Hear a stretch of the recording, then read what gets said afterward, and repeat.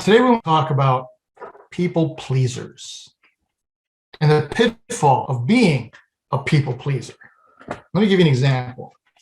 If you saw the movie The Runaway Bride with Julia Roberts and Richard Gere, at one scene, Richard asks all the jilted lovers this question. He says, "How does she like her eggs?"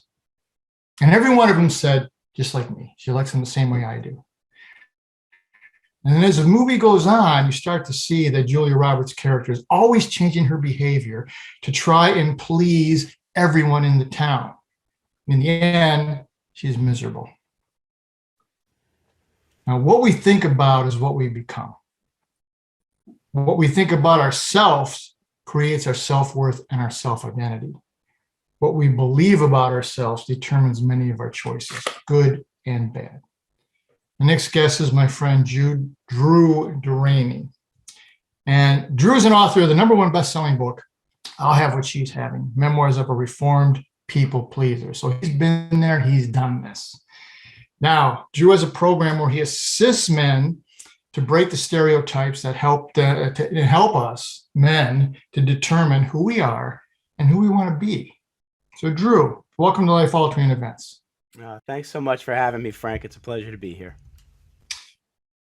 Drew, I'm reading your book, and I get to one point where you had 9 months that would make most people want to jump off the top of a building. Okay, what happened? You know, it's something where I didn't see it coming. I like to use the term blindsided when you have an inability to live in the moment. And our divorce to my wife, it was final on April 3rd of 2018. Now we went through 3 years of mediation, and it was her choice to divorce, and I've accepted that. And when April 3rd, 2018 came, Frank, I saw that as legal closure. I walk out of the court with a piece of paper. There are other types of closure that are a lot more challenging to come by. And in my mind, I wanted to turn it around as something positive, that I've got chapter 2 of my life coming and I can make of it what I want. And knowing that my 50th birthday was coming up on October 6th, I planned myself a 50th birthday party. And the intent was to invite people from all aspects of my life who helped shape me to who I was, and people I respected and who picked me up in life. And so many people showed up, from my family to college friends, friends from middle school and whatnot. So that was a big day for me. What I did not know is there were 3 things coming down the pike that was going to rock my world. I call them faith shaking moments. And the first one was I worked 24 years in the hospital healthcare sector. And my intent always was to do the right thing when no one is watching. That to me is integrity. And I had I had learned that some patient information within our department was compromised and discarded. And me being the director of the department, I felt an obligation to report it appropriately. And it was my manager in my department who reported it, who actually allowed it to go, and it was not her fault. But when you make mistakes, you need to own up to them. So I submitted a HIPAA violation to the compliance officer, and 2 weeks after I submitted it, which was right around my 50th birthday, 2 weeks later, October 19th to be exact, I was called into human resources, and with the head of human resources and my boss there, I was relieved of my duties. They were making a leadership change. As an at-will employee, that old saying, "It is what it is," I had to accept it as what they said, knowing it was probably something different. When I exited the room, I was not allowed to go back to my office, as I was escorted to my car, and the manager in my department was told to ship my stuff to my house. And I'm walking to my car, and obviously, part of it was a relief because I saw that part coming, because I knew that I was asked by my boss not to submit it yet. It was more of a timing thing, and I did not listen. So that part I understood. What was interesting afterwards is 7 weeks later on LinkedIn, it was an alert, and it said, "Please congratulate so and so for her promotion." So Oh, the the woman, the person who reported to me, who perpetrated the HIPAA violation, was promoted to my director's position, and I was out of work. You can imagine the thoughts that go in one's head when you already have a shaky internal confidence. With my divorce, I was already on kind of soft ground there. So, yeah. interestingly enough, Frank, I didn't have a much time to wallow in self pity because 10 days after that happened, it was on October 30th. I was bringing my 14-year-old son to his therapy session. He's our middle child and the one most impacted by the divorce. He was very close to his mother. Hmm. And as we're driving there, customarily I would be in the room with him because he was more comfortable that way. This time he asked me to sit in the waiting room, which I was at peace with that. I thought it was a 14-year-old getting comfortable with his therapist. 10 minutes after he was in there, the therapist comes out and she's crying and says, "Drew, can you please come in my office?" And I come in and my son's crying. And the first thing he does is says, "I'm sorry, Daddy." And he's crying and gives me a hug. And so I start to cry. I said, "What's happening?" The therapist noticed that he wasn't acting himself, so she had to ask him that very important question: "Can you promise me you won't harm yourself in the next 2 weeks?"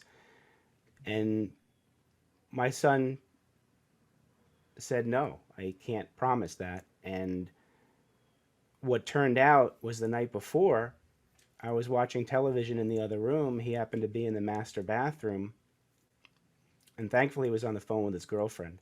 He had suicidal ideations, and I had no idea. And his God. girlfriend was able to talk him down. With that was a process of soul searching and also, reaching out to his mother. And she and I uh, did what every caring parent would do. We did everything in our power to find assistance for him.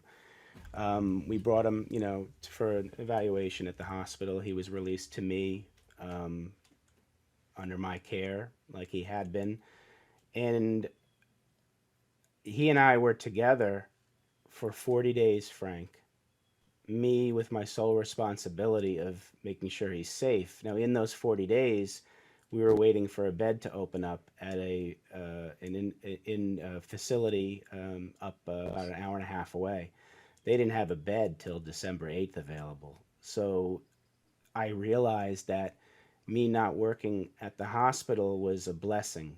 There was Right. some type of intervention that allowed me to be with my son physically and emotionally. And when December 8th came around, we were all driving him up to the place. It was my ex-wife and my two other kids, and my parents came because they only lived a mile and a half away and helped raise our kids.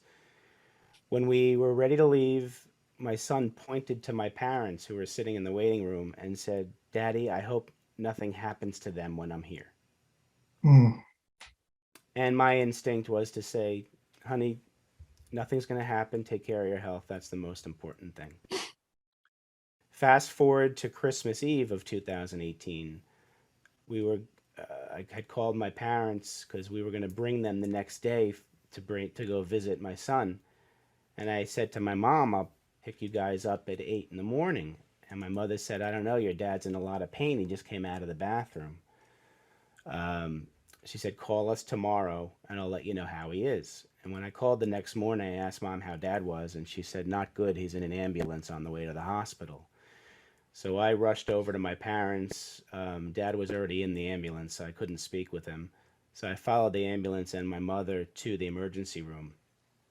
Turned out my dad, a healthy 80-year-old who we just celebrated his birthday in November of 2018, perforated his bowel while in the bathroom and Mm. went through septic shock. And my father went through 3 weeks of surgeries in ICU on tubes and all that. And we had to make a decision on January 13th of 2019, and my dad passed. And that rocked everybody's world. It hit me very hard, and of course, my son, who almost had a premonition. So, Frank, that was the 9 months that um, rocked me and put me on shaky ground. Wow. We all go through tough times, but I can't even imagine going through what you did. And here you are, and you're progressing. Wow. So Drew, you talked about people pleasers. Yeah. What is a people pleaser? I never even really realized that a people pleaser existed until I heard the term while I was writing my book. And I realized that my whole life I was a people pleaser. Now, when I say this one term, putting other people's needs first, the first thought is, well, that's just being nice. That's being selfless. Well, the number one behavior people pleasers perform that's often confused for being nice is putting other people's needs first. And what that means is you're putting your needs last. And some examples are you're not willing to show your true feelings because you want to Right. avoid conflict. You always agree with people and do what they want. And you also don't assert any boundaries for yourself due to fear of rejection because you always want to be liked by other people. Mhm. And you're always offering to do things for other people, even if you have that feeling in your gut that it's not the right thing to do. So those are just examples of being a people pleaser, which on the surface are all nice things. When you do it to the detriment of your mental health and your lack of self-respect, it hurts. Wow. In the very beginning of your book, you read about when external circumstances turn into crisis, and you said one of three things tend to occur. What are those three things, Drew? You could either cave in, you could either say, hey, this is just something that happens, I'm going to go through it. And the third thing is you can ignore it and pretend the stuff doesn't exist. When I started thinking about the way I handled it, I went through there's a phase that people go through when an external circumstance happens, and it's all dependent on how strong your self-identity is. And I define self-identity as how strong your self-respect is, how strong your self-trust is, how strong your self-love is, and how strong your self-confidence is. Those four things amount to your self-identity. Individuals with a really strong self-identity, an external circumstance occurs, and they say, this is just part of life, I'm going to handle this. And they start coping with it and taking action. People who were like myself, who have a less than strong self-identity, right away see an external circumstance as a crisis, something that happened to me. And depending on the level of how strong your self-identity is, you either cave in and want to give up, or you try to cope and you go through the motions. I started with the caving in. I did not want to live anymore. So to me, it's the strength of your self-identity that determines how you react to an external circumstance. Wow. I see that quite a bit is I'm going to ignore it, Mm-hmm. or, hey, it's life, deal with it.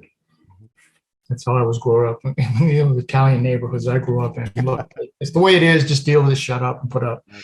But it has massive impact on your self-esteem and your self-worth. Mm-hmm. As I was reading the book, Drew, I got this sense that you had become a spectator in your life and not a participant in your life. Is that the sense you had? Oh, absolutely. And at times I still struggle with this. Did you know? I often ask people, did you know that greater than 50% of our belief system is formed by the age of 7 from the Hmm. people with whom we live, and it's not malicious. Our parents teach us what they know, and that was handed down to them from their parents and generations. By the time we're 18, Frank, 90% of our belief systems formed for us. And I was the type of person who I took that at face value. What I learned was gospel. And so most of my decisions in life, whether or not I had a pit in my stomach making them, I always fell back on the belief system that was handed to me. And I rarely challenged that belief system. And so just as 90% of people conform to what they're told and what they're supposed to do, I did. Frank, I suck it up, man up, don't show emotions. If you're supposed to, right after high school, go to college, you go. If after college you're supposed to graduate, you go. Then you're supposed to get married, and then you're supposed to have kids. Then you're supposed to put your kids through the same process. And I believed it. And to me, I lived to work. I didn't work to live. And yeah, I was on autopilot. 95% of our brain activity, we're on autopilot. We're going through the motions. We've got 5% of conscious brain activity we can work with to mold the 95%, and most of us don't do it. So yeah, I was I was a spectator, my friend. Wow. I had men who grew up in our time, were roughly the same age. Yeah. Uh, the mindset was focus on your career, focus on being a provider, and everything else will fall into line. Correct? That's what we always heard. Yes, we did. That's crap. That's not the case. Nope. Now, in my own life and reading your book, and I've interviewed a number of people who said, look, I did everything right. I Mm-hmm. did what I was supposed to do. Mm-hmm. This is the model. This is what I was told. I did it. I did it. Mm-hmm. And then everything fell apart. And then there's this intense anger. Mm-hmm. How did you address all that anger? Yeah, I'm still working through the anger, Frank. It's very difficult to let it go because we are dealt a bunch of myths in our life. One of them that we're supposed to do things. There's no such thing as supposed. I've taken the word suppose out of my vocabulary because when you say we're supposed to do it, you're allowing others to write your story for you. In order to write your own story, you have to say, I, I tell me what I'm going to do because our brain is a tape recorder. And I didn't realize this, Frank. And so, yes, I held a lot of anger. When the divorce hit, I blamed my wife. Mm-hmm. When you blame, there's anger and there's regret. When I lost my job, I blamed my boss, Frank. It wasn't Mm-hmm. my issue, it was hers. When my son had those issues, I did blame myself. That was the first time I started to blame myself. Now, blame is not a healthy thing. The fourth thing is when my dad got sick, I blamed God. And when you're in a blame mentality and a victim mentality, and you go along with what men are supposed to do or what we're taught, I shunned people when the divorce happened. I shunned people I knew who went through divorces, who would have been good shoulders to cry on. You're not supposed to cry, though, as a man, Frank. Correct. And when this happened with my boss, I didn't look inward. Yes, I always wanted to do the right thing. I waiting 2 weeks to submit it, the violation, would not have compromised my integrity. Mm-hmm. It would have alleviated the concern of the boss, and I would have still had my job. Now I'm not regretting that because what turned Exactly. out is not supposed. It happened because the plan. The anger I had with God when He took my dad, that shook my faith Frank, and I'm now climbing back to my faith in God. So anger is anger is natural, Frank, and it's okay to be angry. It's not okay to hold on to it. You've got to be able to let it go. Exactly. Now, you write a great deal about regret, which we touched on here, Hmm. and forgiveness. Right. Okay, elaborate on that. Well, I'm a work in progress, as we all are, and I've been spending the last 7 years, and it continues to today, trying to better myself, or not trying. I'm doing it. It takes a while. I have realized that, I ended up being put on antidepressants back in 2007 after a panic attack, and the depressants were I was focusing a lot on the past, regretting prior behaviors of mine, regretting doing certain things or listening to certain people, and that regret caused anger, and I believe caused my depression, because when you live in the past and you can't change the past, it is quite depressive. And in order for me to counteract that regret, I've really been working Mm-hmm. hard on forgiveness, forgiving myself, because I didn't know any better. It was the tools I had at that time, it was the resources I had available, and I did the best I could with what I had available. So give myself a break. And then, forgiving the people who I blamed because they just did stuff. I allowed it to affect me. So that's the relationship. If you can replace When you can replace regret with forgiveness, it helps you let the past be the past, and you start from today. Today starts now. Right. Outstanding. That's outstanding. There's so much what ifs in life. What if I had done, or if onlys, what ifs and if onlys, two statements that just make me nuts. Yep. Okay, well, it didn't happen. So now what? Where are we going to go? Right. Right. So, Drew, what was your big aha moment? So you're going through this horrendous Yeah. 9 months. Things are just not going well. Oh. What was it when you said, no, this is not happening? There were glimpses of aha moments along the way that I did not realize they were aha moments. I would say the aha moment that finally woke me up was, I always wanted to write a book, and I never had the content. And now I knew I had content because I wanted to write something, share my story, and I wanted to heal myself, because we can Mhm. only heal from within, Frank. We can't look from the outside. So my aha moment was when I did find an editor for my book. The process we used was not me writing down stuff. The process was me being like on Zoom and telling my story out loud to my editor, and in essence telling my story out loud to me.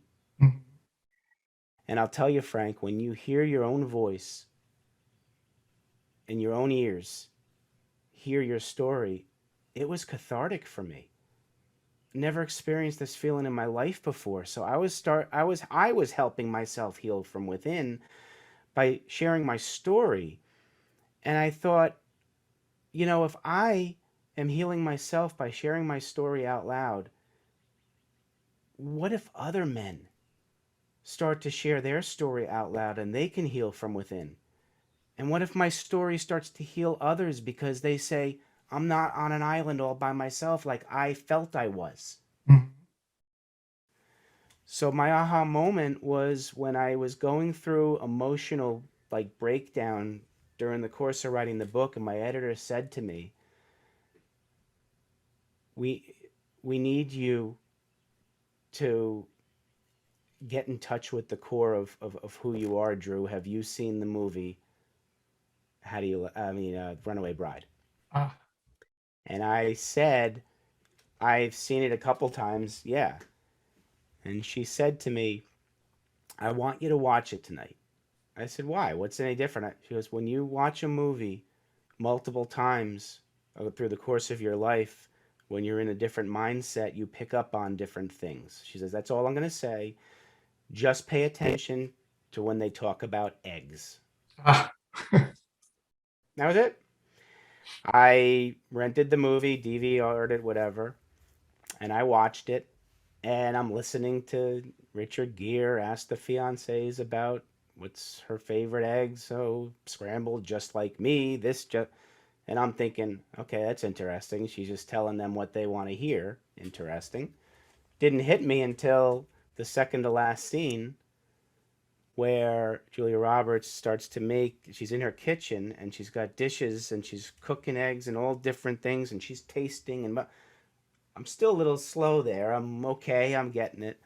It was the last scene where or one of the last scenes where she goes to New York because she had just left Richard Gere at the altar, and she was able to get into his apartment, and he comes in, and she just yells the word from the balcony. She yells the word Benedict, and Richard Gere goes traitor, as in Benedict Arnold, and she says no, eggs. Eggs Benedict. Eggs Benedict. That's my favorite eggs. Frank, I got goosebumps like I did now, and I started crying. I started sobbing watching that movie, and I swore at my editor, you SOB. she knew it. And I said, son of a bitch, I've been like this my whole freaking life, and it's done. No more. And I texted her. I said, thanks a lot. The name of the book, and the book was going to be, How Do You Like Your Eggs? Oh, wow. That was going to be the name of the book, and the second part was going to be getting back to your real self or becoming yourself again or something like that. It's funny, the reason we changed it, Frank. So that was my aha moment. Reason we changed is when I tried to explain how I got the title of the book to some of the guys in my men's group. I lost them. You know, it takes 10 minutes to describe why you got the name of a book. Yep. One of the guys said, well, Drew, just tell us, like, just what is it about? And I said, well, I've been a people pleaser my whole darn life. I would go to a restaurant, and no matter who I was with, I'd want to get the steak. She'd get the salmon. The waitress would say to me, sir, what do you want? And I'd want to say the steak. And I would say, salmon sounds good. I'll have what she's having. So in that moment, one of the guys said, well, there's the name of your book. I'll have what she's having. And so people aren't mistaken by the Harry Met Sally part. One of the other guys put in the private chat, Memoir of a People Pleaser. And then I remember letting the people that second part go tell Melissa Van Oss, your friend and mine. And she said, you got to throw another word in there because you're you're progressing. So that's why I put in reformed. Yes. So that was the aha moment. That's what I talked about. That's amazing. Yeah. That is amazing. I've getting men to talk is amazing. It's incredible. I went through, my wife left. Yeah. And I had custody of my daughters. And a very close, very dear friend called me when he heard the word. Yeah. And he goes, are you okay? You're going to be okay. Don't worry about this. And he says, I went through the same thing. I remember saying to him, wait. We worked together for 10 years. We've traveled all over the world. You stayed at my house. I stayed. Why do I not know this? Yeah. And he said, do you want to talk about it? And I said, no. And he goes, that's why you don't know about it. True. As men, we tend not to want to talk about things, which just represses it and just makes everything worse. And that's what I love what your group is doing. Yeah. Tell us what the group is doing. The group has now evolved into me. I have a certification. I'm going through a certification in mindset mastery. And the group, it's call it the Men Supporting Men Collaboration Tribe. And I am more moving towards right now the one-on-one, helping men one-on-one shift their mindset to begin to be comfortable in their own individuality and then become confident in their abilities. Started to do it in the group setting, and I realized it wasn't as effective as it could be one-on-one. So the group setting is on pause. But my clients, it's a one-on-one, and I'm going to build this back up because what I'm also doing is I'm interviewing men I've been working with for the last 3 years, and I have research questions. Hmm. It's research questions about their current mindset as a man, what their fears are with their current mindset, what their frustrations are, and what their challenges are. Hmm. I found, Frank, that I was applying what Drew needed for that men's group, which was cathartic for me. Great. I need to now, as an entrepreneur, and you know what it's like, you take a step back and say, let me ask those people who I'm going to want in my community, what do they need? What's their pain point? What problems do they have that I can solve? And so I'm gathering that data right now, and I'll combine that with my clients in the mindset mastery. I'm a mindset mastery coach, which is like a life coach with a twist. Hmm. And that data is going to fortify the collaboration tribe. And people are then going to want to come because they're going to get it. Outstanding. Wow. It's quite a story. And I followed your process for quite a while. Melissa and I are partners, as you know. Right. And I'm so impressed by what you've done and what you've accomplished. You got a #1 best-selling book and hit in multiple categories. Drew, we're just about out of time here. What last words do you want to leave with the audience around the world? I want to encourage all of you, choose to write your own story instead of letting others write it for you. It is very easy to go down the path of complacency and comparison. That's not good for you. Choose it. Choose your own story. Surround yourself with people who want to bring you up, not put you down. You're gonna be a success. You're already a success. You're just gonna be able to be comfortable in your own skin, which is your God-given right. Exactly. So how do people get a hold of you, Drew?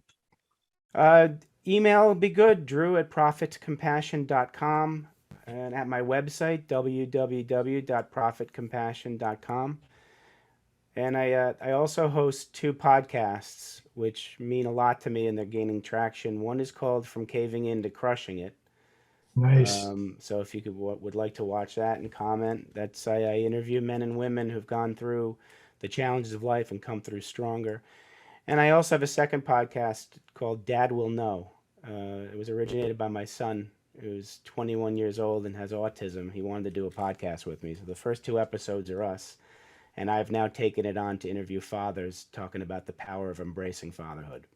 Wonderful. That is so important that men, and I'm seeing it more with the younger people, younger men, being more engaged, being more involved, and trying to be more in touch. Absolutely. I think the era we grew up in, it was just different. And I'm glad, I'm so happy that it's starting to evolve, and there's people like you who have been through it that can help guide these people. Right. That's amazing. I'm so impressed.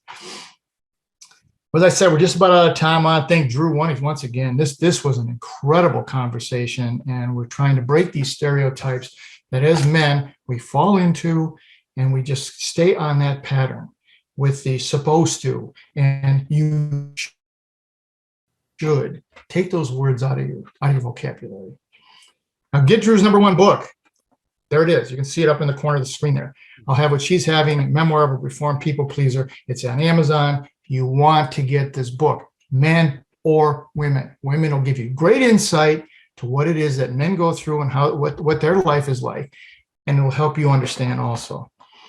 Now you can see this show on ROKU TV or on my YouTube channel, which is also called Frank Zaccari. I'll send links to Drew, and he'll post it in all the places that he puts his information. If you use my YouTube, please subscribe to the channel. Let me leave you with this, as we do every week. None of us are in this alone. And the secret to walking on water is to know where the rocks are. And today, Drew showed us where many of those rocks are. Join us again next week for another life-altering event. Drew, again, thank you so much. Oh, thank you. My pleasure.